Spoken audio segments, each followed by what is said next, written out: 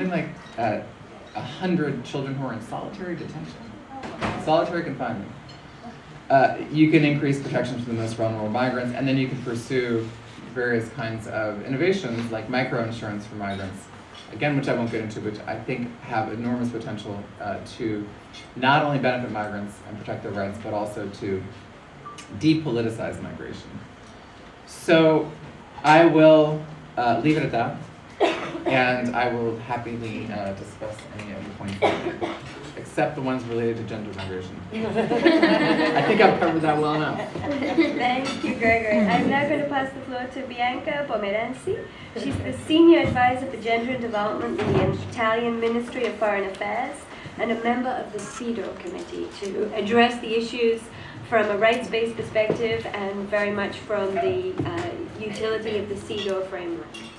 Okay, thank you very much, and I'd like to thank UN Women and Columbia University for gathering this very interesting and timely seminar, because that has the main issue to open up, not only to stay on Beijing +20, but to open up the dialogue on what can we do in the next, let's say, years.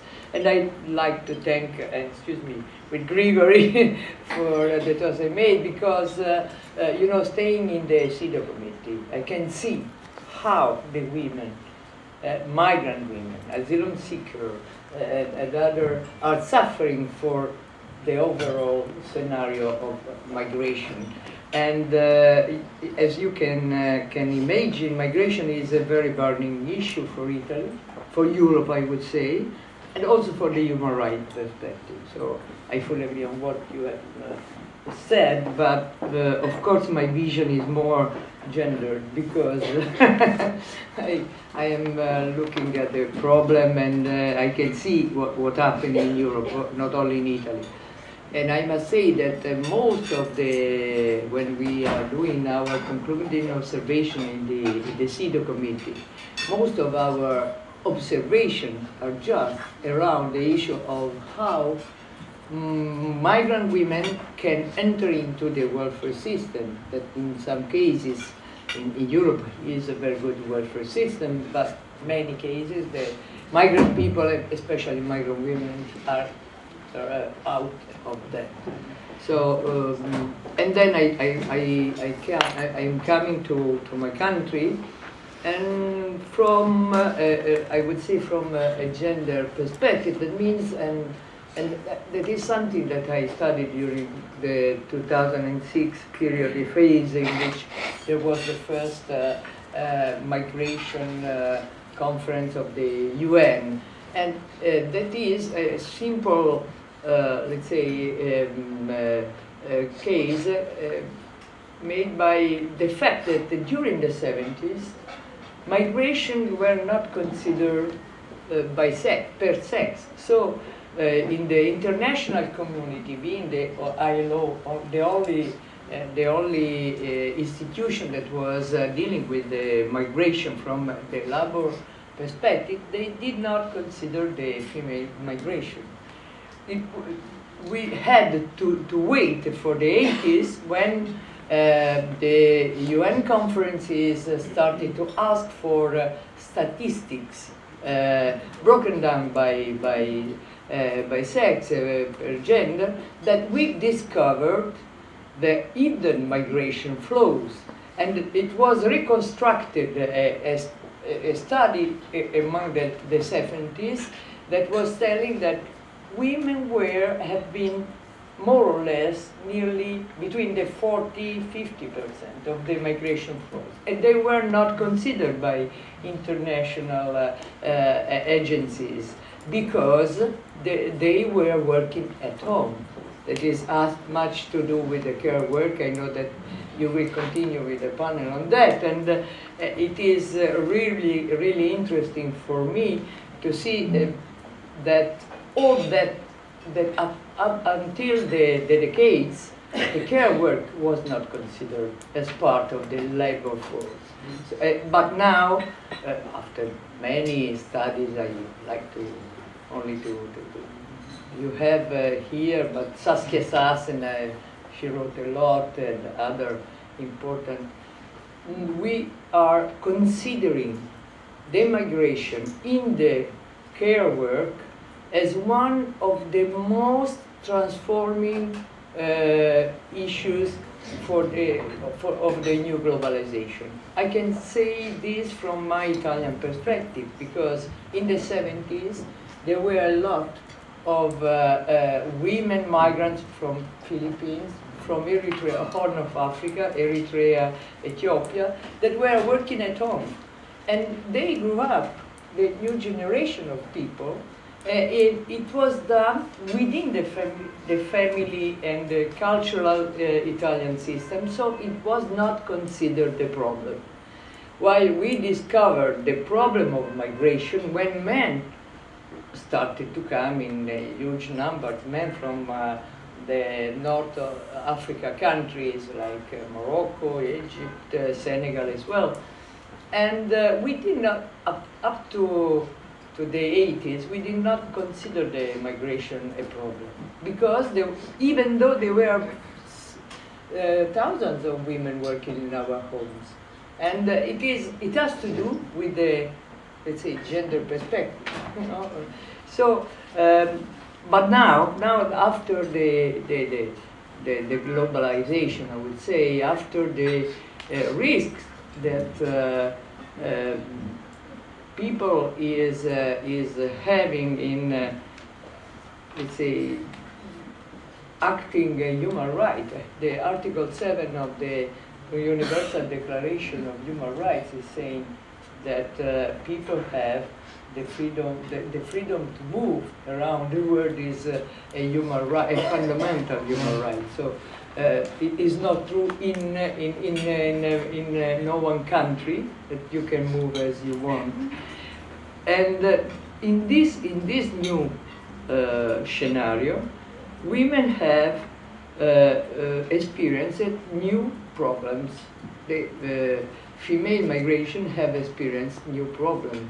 They started in the 90s mainly after the Berlin Wall, the fall of the Berlin Wall in Europe, and then because lots of migrants came from Eastern Europe, former communist countries, and came to Europe or even to the United States, and they started the trafficking of persons. There were some companies starting the trafficking of persons, and at that time, even in Italy, we perceived. You spoke about the perception. So Italy and the Italian women perceived that there was a female migration that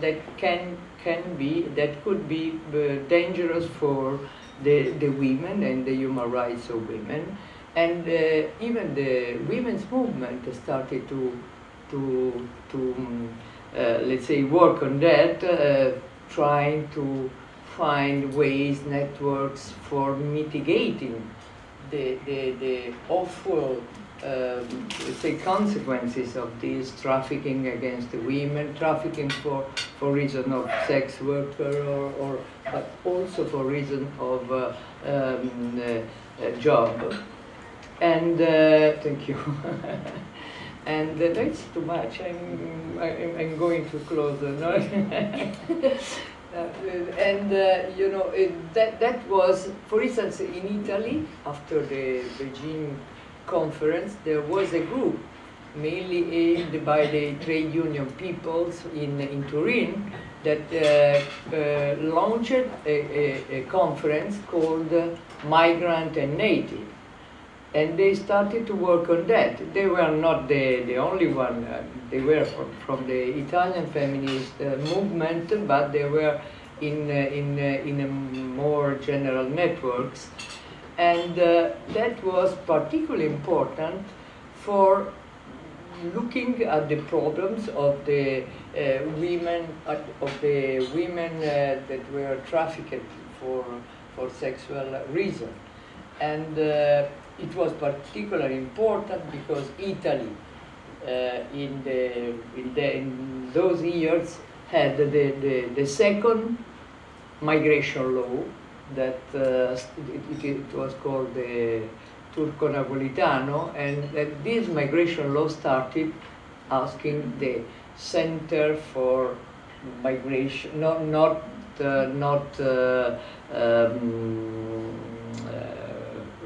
let's say not regular migrants, and so they started to the Minister of Interior started to managing the Center for Identification and Expulsion, and in the case this movement and let's say the gender equality institution in Italy, supported or moved by the NGOs, wanted to have a specific article in this law for women victims of trafficking. So they could stay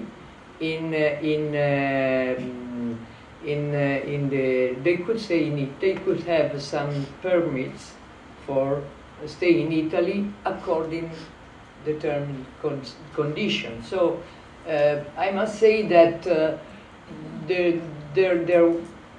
since 20 years ago started this perception how difficult was the situation of migrant women, and not only trafficking, and there was an idea of vulnerability of migrant women that was difficult to overcome.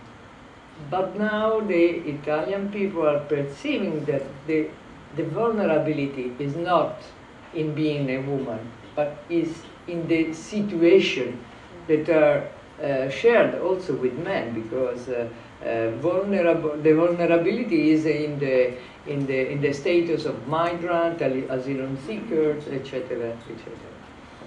And that is quite important for us, because in the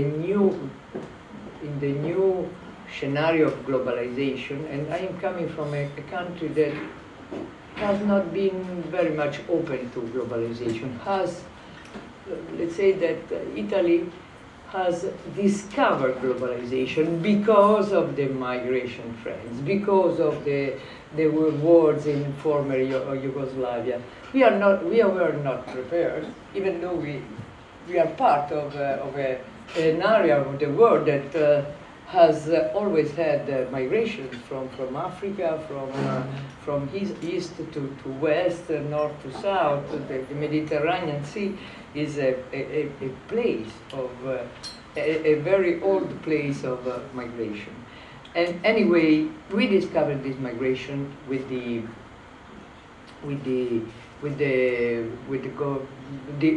discovered globalization with the migration, and we discovered the problems of even the situation of women of other cultures.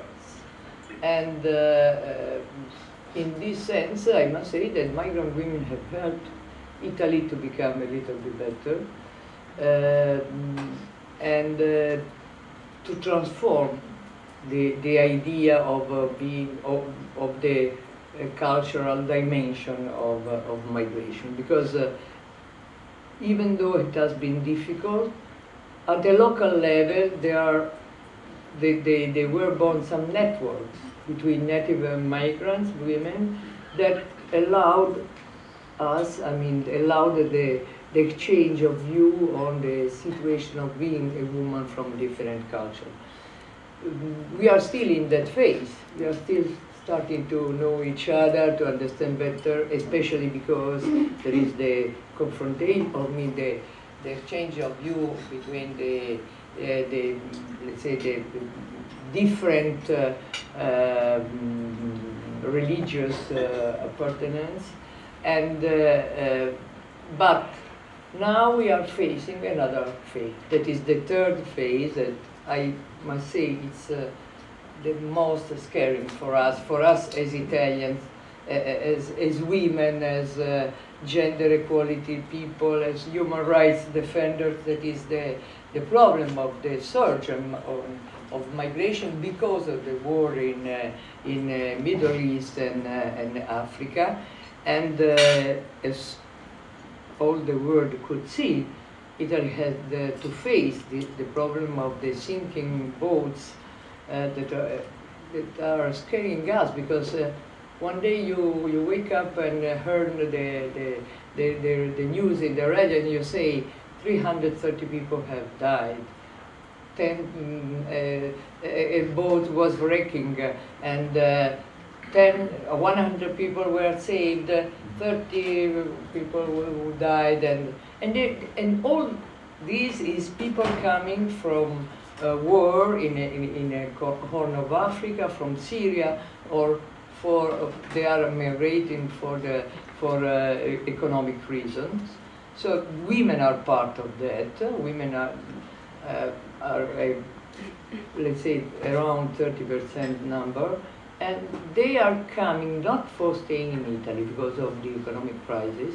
They are coming for going to the north part of Europe, because Italy is not anymore a country of reception, but